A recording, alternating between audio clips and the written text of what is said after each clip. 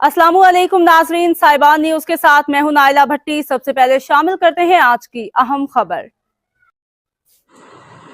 खबरों के सिलसिले को आगे बढ़ाते हुए आपको आगाह करेंगे। पाकिस्तान के 78वें यौम आज़ादी की पुरवकार तकरीब का इनेकाद। यौम आज़ादी की पुरवकार तकरीब ज़ेर इंतज़ाम चेयरमैन पाकिस्तान निशान हैदर, दिफा council Malak Mohammad Iqbal, Sahiba news Zahid Sharif, world wide journalist community, Qamar Suhail, Al Hadaf International, Sabir Waraich, Sialkot business and commerce centre में जश्न आज़ादी के कटिंग प्रोग्राम का इनेकाद किया गया, जिसके मेहमान खुसूसी मेजर आसिम थे।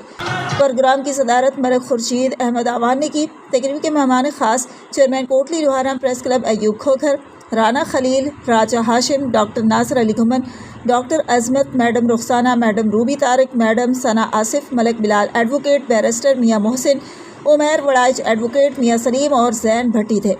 मिसेस सोनिया कमर, जो कि वुमेन चैम्बर ऑफ कॉमर्स की एग्जीक्यूटिव मेंबर हैं, ने इस प्रोग्राम में women chamber of commerce Sialkot की नुमाइंदगी की। प्रोग्राम में कारोबारी, सियासी व समाजी वकला, सहाफ़ियों और ख़वातीन के अलावा सिविल सोसाइटी की कसीर तादाद ने शिरकत की। तकरीब का बाकायदा आगाज़ तिलावत कलाम पाक और नात रसूल मक़बूल सल्लल्लाहु अलैहि वसल्लम से किया गया। इसके बाद कौमी तराना बजाया गया, जिसके एहतराम में तमाम हाजरीन खड़े होकर तराना सुनते रहे। तकरीब से चेयरमैन निशान हैदर, दिफा कौंसल मलक मोहम्मद इकबाल ने खिताब करते हुए कहा कि आज जश्न आज़ादी का प्रोग्राम नफ़ाज पाकिस्तान के शहदा और उनकी फैमिलीज़ के नाम करते हैं और इन बहादुर माओं को सलाम पेश करते हैं, जिन्होंने पाकिस्तान के दिफा के लिए अपने बेटे पेश किए।